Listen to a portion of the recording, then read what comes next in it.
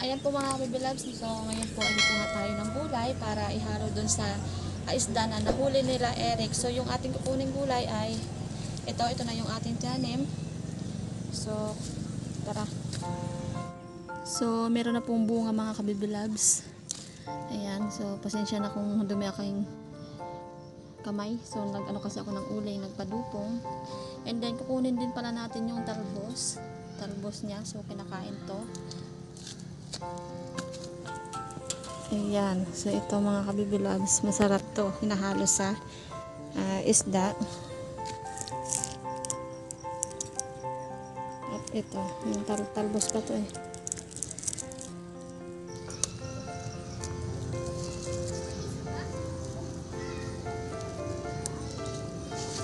Sitaw.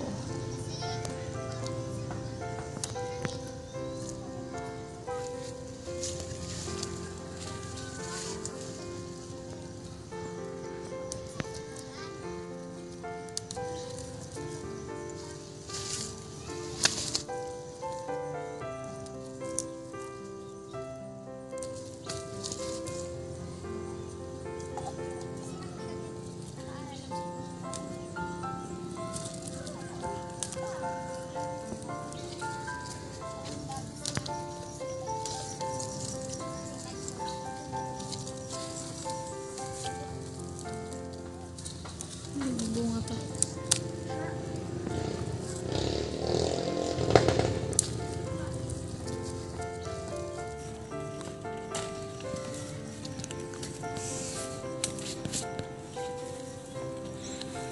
Mga bunga. Mga bunga. Ah. Guyam sa aking kamay.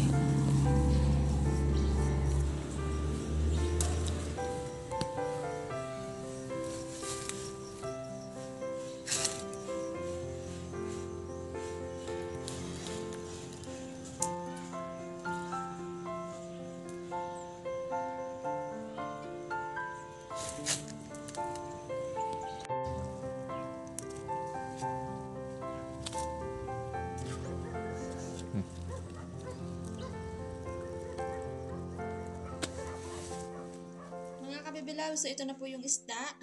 Yan. So malalaking samaral from Fishing Brothers. Meron po tayong tatlong piyagot. So ang tawag po sa amin ay piyagot. Sa iba po ay pakol mga kabibilaw. So ang gagawin ko dito sa pakol na tatlo ay ihawin ko lang. Yan. Ito yung malaking pakol. So itry ko kung masarap din sa inihaw kasi sa amin to ay sinasabawan lang mga kabibilabs, kaya ihaw ngayon. At yung ating samaral ay nalagyan natin mamaya ng gulay. So, linisan ko muna to mga kabibilabs ang ating isda. So, iihawin na natin ang isdang pakol or piyagot sa amin. So, 3 piraso. Yan. Babaliktaran na natin. Ayan, ang taba niya mga kabibilabs. Yun. So, hindi po yan sunog. Yan po ay ang balat lang. So, makapal po kasi yung kanyang balat. Ayan. Ang taba niya. So, habang nag-ihaw tayo ng isda at ngayon po ay iprito ko na yung ating isda.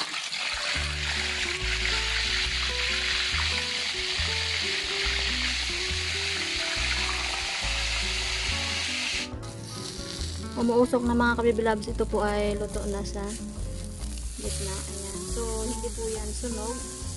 Balat lang po yan ang kanyang nasunog. Kasi, yung balat nito ay makapal. So, ang bango niya.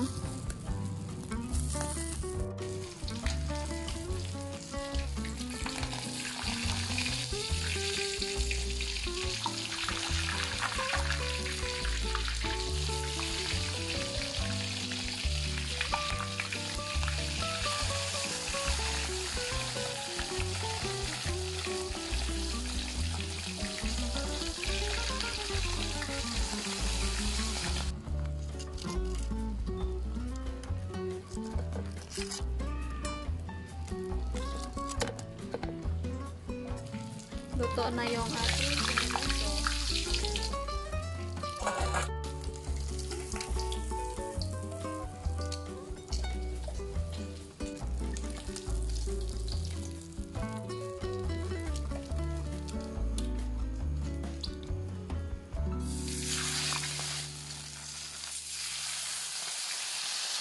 So mga kabibilabs, ito na po yung ating sitaw na kinuha doon sa ating munting garden.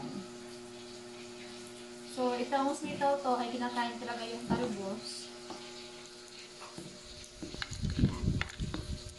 Para magdami ang kanyang bunga, kukunin natin ang kanyang talbos. Pero hindi pa po ako nakatry nito kumain. So, dito ko lang ito nalaman kay Ate Mary. Sabi niya, kinakain daw nito. At tinahalon na daw sa isda. Kaya, subukan natin. Masarap daw ito mga kabi-vlogs. At meron po akong okra na nakuha. Isang piraso. Pero dati ay nakaani na rin kami ng okra dyan mga kabi-vlogs. So, niluto na rin namin dati. So, luto na po yung ating isda. Ayan na. At meron din tayong saluyot. So, kinuha yan ni Eric para ihalo sa ating isda. So, ang luto pala dito ay dinengdeng na talbos ng sitaw with piniritong isda. Ihalo natin mamaya doon.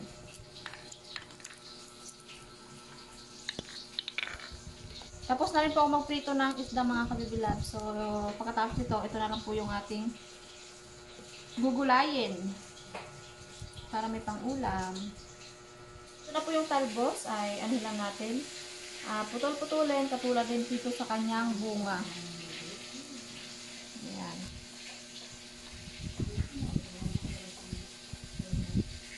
Ganyan lang po yan mga kabibilabs. Bali, napakulo ko ng tubig mga kabibilabs at ilagay ko na yung sibuyas at bawang.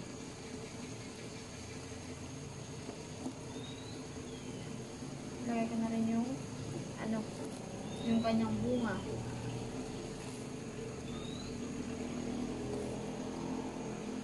Ito na yung madaming okra natin. Nag-iisang okra. At yung ating talbos ng sitaw.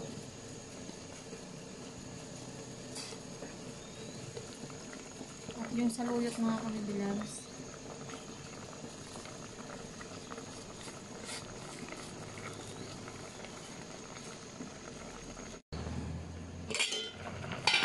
Ilagay ko na yung ating isda na pinirito. So, dalawa lang po yung aking ilalagay mga kabibilabs.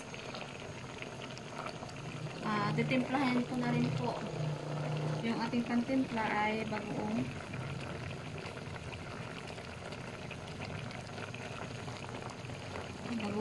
patis ng bagoong. Ayan. So maya ay kakain na kami. So dadagdagan ko pa ng kaunting asin mga kabibilabs. Ayan. Konting kulo ay okay na yan. So, tapos na po ako magluto ng aming pagkain mga kabibilabs at ngayon po ay kakain na kami sapagkat si Nana po ay mamaya pa daw po kakain dahil busog pa daw po siya at madaming kinain mga kabibilabs. So, puntahan natin si Nana. Mamaya na at magkain, busog pa ako ng mais. Ngayon mga kabibilabs, busog na busog pa talaga daw siya kaya uuna po muna kami kakain. At pag gutom na yan, kakain lang yan. At yun, kakain na kami. Bale, let's pray na po tayo mga kabibilabs. At yun nga si Nanay ayaw talaga at hindi natin mapilit kasi busog na busog talaga at kumain talaga kami kanina ng pang-merienda. So ngayon po ay hapunan na namin dalawa ni Eric to. Wala kami kasi medyo busog na kami, medyo gutom. At hindi kami sumasanay ng kumakain ng medyo malawak na yung gabi. Mahirap na pag magtulog agad. Mahirap yun. Kapag malalim ng gabi. Yun, pag malalim ng gabi. So, ganito talaga dapat ang kaya ng hapunan. Kaya nga hapon.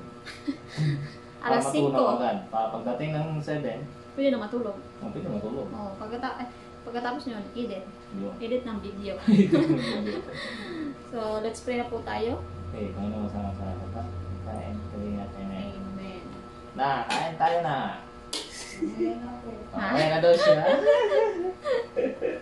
Busog ng mais eh. Talaga na mes. So, masarap to. Mahirap na. Baka magkasakit si Nana, sobrang busog. Kabaliktaran. Pangit naman kasi sa matanda kapag busog. Tapos kakain ulit, no? Pangit, sobrang busog, pangit ang sobrang gutom. Tama na.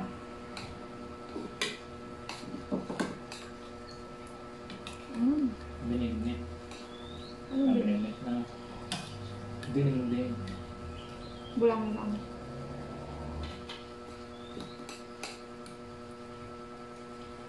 Kain po tayo.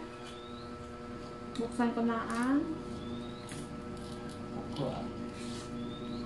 inihaw. So, si Nana po ay may ulam din doon. May ulam doon sa kaserola. Ang sarap itong atay, no?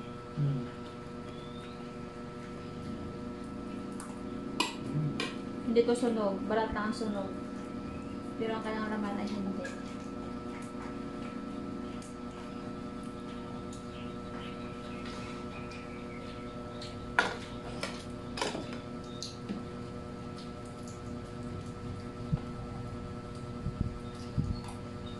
Ba? May crabs pa. Crabs ang kanyang kinain. Grabe kumain mo. Ng crabs. Sige. Third. Ito ang kanyang atay. Ang paborito ko dito ay yung atay talaga.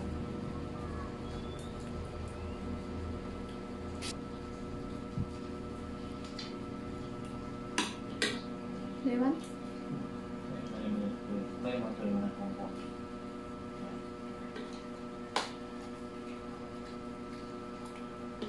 Hindi, no. Sa amin kasi ito sinasabawan.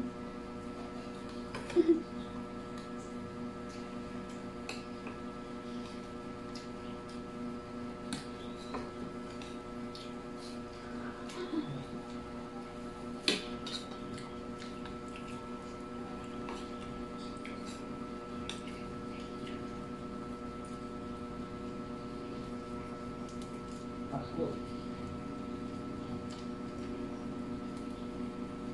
Ito siya pala sa banso. Mas napuloy-tuloy tayo. Ay, yung tayo boses. Babae laki. Sabi ang pinta natin. Sirpaw ka na. Ay, yung mataba.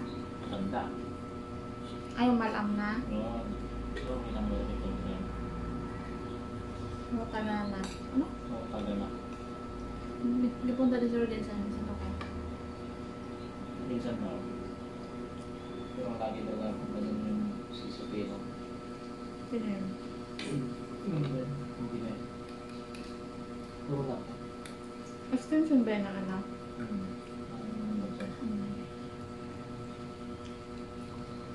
Kulang na lang ang power. Extension na.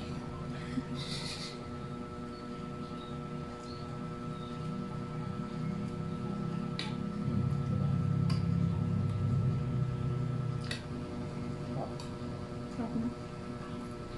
Diba?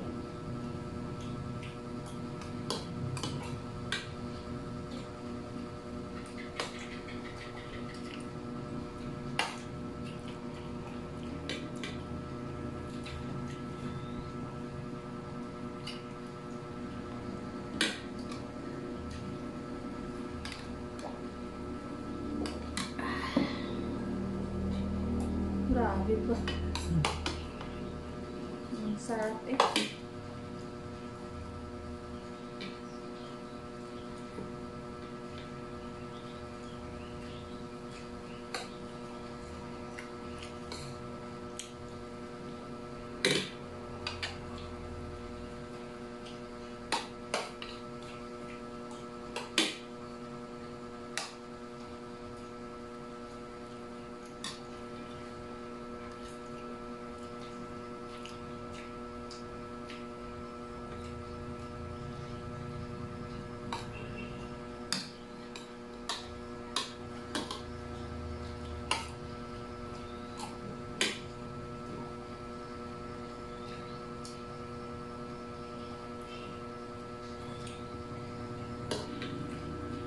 Bye-bye mga kabablog. Maraming salamat na lang po sa mga laging sumusuporta dyan sa amin. Sa mga nanonood sa aming mga video. So, God bless po sa inyo lahat at maraming salamat. Bye-bye.